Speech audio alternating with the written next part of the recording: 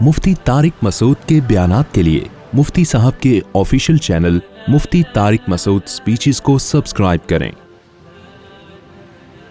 آگے اللہ فرماتے ہیں تلک الدار الآخرۃ نجعلها للذین لا یریدون علوا فی الارض ولا فسادا، یہ آخرت ہم ان لوگوں کو دیں گے جو زمین میں فساد پسند نہیں کرتے اور نہ تکبر چاہتے ہیں۔ وہ دنیا میں مل جاتی ہے کچھ وقتی طور پر، عیش و عشرت ہو جاتی ہے، آخرت اللہ نے متواضع لوگوں کے لیے رکھی ہے، میں کرنے والوں کے لیے نہیں رکھی۔ جو شخص بھی تمہیں سب سے ہٹا کے اپنی ذات کی طرف لا رہا ہے نا، سمجھ لو یہ متکبر ہے۔ ہم نے جب بھی بڑوں کی محفل میں ہم بیٹھتے تھے نا، علماء کی مجلس میں، مجلس تحقیق ہوتی تھی، تو ہم نے اپنے بڑوں سے ایک چیز سیکھی کہ ہمیشہ دوسرے کی رائے کو اپنی رائے پر ترجیح دینے کی کوشش کی جا رہی ہے۔ میں حضرت مفتی تقی عثمانی صاحب کے ساتھ بھی محفلوں میں بیٹھا ہوں، مجلس تحقیق میں۔ ہمارے یہاں سے علماء جاتے تھے دارالعلوم کرنگی میں، 10-20 علماء جمع ہوتے تھے جب کسی مسئلے پہ تحقیق، ان میں سب سے سینئر مفتی تقی عثمانی صاحب ہوتے تھے، باقی سارے ان سے چھوٹے۔ لیکن آپ اس محفل کا اسٹائل دیکھ لیتے تو حضرت مفتی تقی صاحب کے اسٹائل سے آپ کو ایسا لگتا کہ سب سے جونیئر یہ ہیں۔ یہ ہم نے متعدد دفعہ مشاہدہ کیا، ایسے تواضع کے ساتھ بیٹھ کے سب کی بات سنتے، سب کے دلائل سنتے، اور بتاتے تھے کہ میں ایسے سنتا ہوں یہ سوچنے کے لیے کہ میں غلط ہوں اور یہ صحیح ہے، تاکہ پوری بات تو سنو نا اس کی، ہو سکتا ہے وہ صحیح کہہ رہے ہوں۔ سب کی باتیں سننے کے بعد اپنے بارے میں بدگمان، اپنے بارے میں کیا بدگمان، اس کے بعد سن کے اینالائز کرنا، تجزیہ کرنا، ایک معتدل رائے قائم کرنا، یہ ہوتی ہے صاحب علم کی علامت۔ اور جو جتنا بڑا جاہل ہوگا نا، اتنا بڑا فرعون ہوگا وہ۔ دیکھ لو یوٹیوب فیس بک پہ پھینکتا رہے گا، میں ہوں، میں نے سب کے منجیاں ٹھوک کے رکھ دی ہیں، میں نے سب کے کاروبار بند کر کے رکھ دیے ہیں، میں ہوں پلانیٹل پہ، میرے جیسا اس کائنات میں کوئی پیدا ہوا ہی نہیں ہے، میں ہر صرف ایک بندہ نہیں ہے، بہت سارے ہیں۔ ابھی وہ ایک ہیں کینیڈا میں، ان کے کلپ آیا ہے، 1400 سال میں، کینیڈا میں رہتے ہیں وہ، کہتے ہیں 1400 سال میں جتنی اچھی تشریح میں نے کی ہے نا، یا میرے استاذ نے کی ہے، آج تک ایسی تشریح، ابے تو کیا مریخ سے آیا ہے، مارس سے آیا ہے، کوئی نئی چیز کو جاپان نے تجھے بنایا ہے، تو مٹی کا بنا ہوا ہے، تو 1400 سال میں تجھے سمجھ میں آیا ہے، باقی سب گھاس کھا رہے تھے کیا 1400 سال سے؟ میں کر رہا ہے نا، اس کا مطلب وہ ٹھیک نہیں ہے، وہ جاہل مرکب ہے۔ جاہل کی 2 قسمیں ہوتی ہیں، ایک جاہل جس کو پتا ہو کہ میں جاہل ہوں، لیکن بعض جاہل ایسے ہوتے ہیں جن کو پتہ ہی نہیں ہوتا کہ ہم کیا ہیں، جاہل ہیں، تو اس کو کہتے ہیں جہل مرکب، بہت بڑا جاہل ہے یہ۔ تو یہ میں اللہ کو پسند نہیں ہے۔ ہم بڑے علماء کے ساتھ جب بھی بیٹھتے تھے، ایسی ڈیبیٹ ہوتی تھی، اتنا مزہ آتا تھا بحث کرنے میں، اور دوسرے کی سن رہے ہیں، آخر میں آ کے ایک اعتدال سے اپنی رائے قائم کی۔ رائے کا تو بڑے ہی کا رائے کا اعتبار ہوتا ہے کہ سنتے ہیں تسلی سے۔ تو 3 4 دنوں تک مجلسیں چلتی تھیں۔ ہمارے حضرت تو بہت بیٹھے مجلسیں اٹینڈ کی ہیں نا۔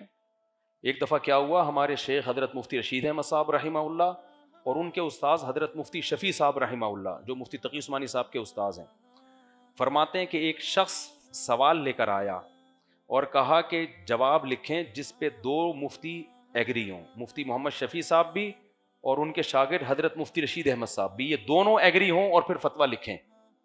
حضرت کہتے ہیں ہم دونوں ایگری نہیں ہوئے ایک رائے پہ، مفتی محمد شفیع صاحب کی رائے کچھ اور تھی، میری رائے کچھ اور، اختلافی مسئلہ تھا، اور آپس میں بات چیت کے بعد رائے میں اتفاق بھی نہیں ہوا۔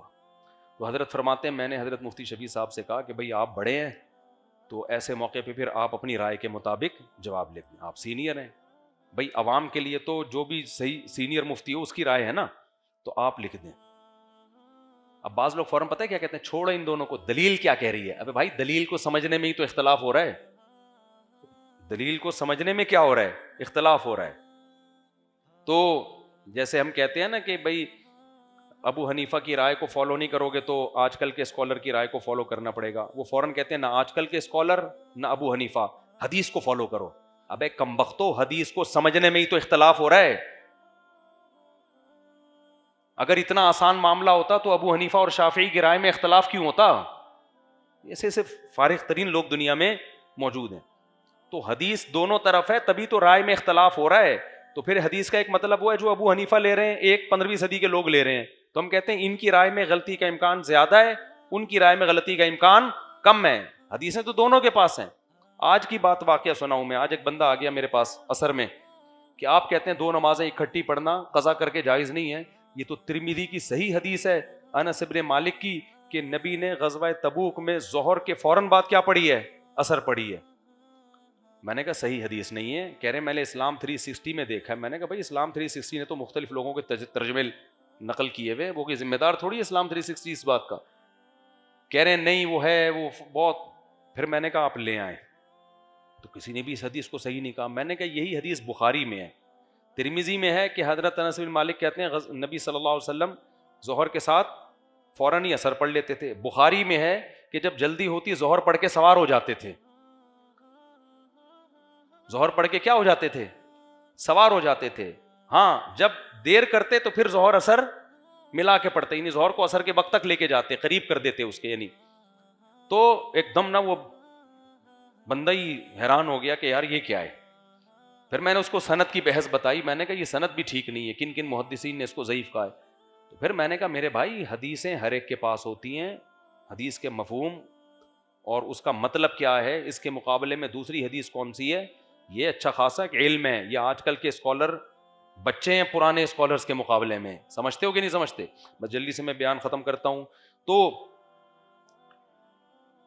اللہ فرماتے ہیں یہ جو آخرت ہے ہم ان لوگوں کو دیتے ہیں جو زمین میں تکبر نہیں کرتے. ہاں وہ واقعہ مکمل کر دوں. حضرت مفتی رشید احمد صاحب کہتے ہیں کہ پھر میں نے کہا کہ بھئی آپ اپنی رائے کے مطابق جواب لکھ دیں. عام طور پر کیا ہوتا ہے جو چھوٹے موٹے اسکالرز ہوتے ہیں نا، وہ صحیح نہیں کہہ رہا، میں جو کہہ رہا ہوں یہ دلیل کے مطابق ہے، یہ فتویٰ دیا جائے گا اور ادھر نہیں جانا. وہ جو بڑا مفتی بیٹھا ہوا نا منجن بیچ رہا ہے منجن، اس کی تو میں نے منجی ٹھوک دی ہے. فتویٰ میں دے رہا ہوں یہ لکھو، چلو شاباش. ان کو تو میں دلیل سمجھا رہا ہوں، ان کو سمجھ میں ہی نہیں آ رہا. اور وہ بڑے کیا کہہ رہے ہوتے ہیں، ابے یہ میرا شاگرد ہے، کل کا بچہ ہے، اس کو کیا پتا دلیل ولیل کا، اس کو کیا پتا دلیل کیا ہوتی. میں فتویٰ لکھ رہا ہوں، اس کو دکھانا بھی نہیں. ہاں اس کی تو میں نے پہلی کلاس سے ہی منجی ٹھوک کے رکھی ہوئی ہے. لیکن دونوں چونکہ عالم تھے، استاذ کو بھی پتا تھا میرا شاگرد ہے، لیکن ہیں کیا، عالم ہے، علم ہے ان کے پاس. شاگرد کو پتا تھا بھائی ان کا علم مجھ سے زیادہ ہے. تو حضرت کہتے ہیں میں کہہ رہا تھا آپ جواب لکھیں، وہ کہہ رہے تھے نہیں آپ جواب لکھیں. کہہ رہے ہیں اسی میں 3-4 دن گزر گئے. میں انصرار کروں بھائی میں نہیں لکھ رہا، جب آپ کا اختلاف ہے تو آپ کی رائے زیادہ قابل اعتماد ہے. حضرت مفتی شفیع صاحب کو شاید 100% اطمینان نہیں تھا اپنی رائے پر. وہ جان چھڑانا چاہ رہے تھے کہ بھائی قیامت میں پھر آپ سے سوال ہوگا نا، مجھ سے نہیں ہوگا، آپ لکھ دو. سمجھتے ہو کہ نہیں سمجھتے؟ حضرت فرماتے ہیں چند دن گزرنے کے بعد حضرت مفتی شفیع صاحب نے فرمایا کہ مجھے بھی آپ کی رائے کے صحیح ہونے پر اطمینان ہو گیا ہے. بعض دفعہ انسان تنہائی میں غور کرتا ہے، بات سمجھ میں آتی ہے. کہتے پھر ہم دونوں نے فتویٰ لکھ کے اس کو دے دیا. یہ 20 دفعہ ہم نے دیکھا ہے بڑے علماء میں کہ بھئی آپ جواب لکھو، وہ کہہ رہے آپ. لیکن آج کل کے اسکالر کیا کہتے ہیں، اس سے نہیں پوچھنا، یہ سوائے منجن کے اور کچھ بھی نہیں ہے. قرآن حدیث اس پلینٹ ارتھ پہ جیسے میں نے سمجھا ہے 1400 سال میں کسی کا باپ بھی پیدا نہ ہوا اور نہ آئندہ ہوگا. پلینٹ ارتھ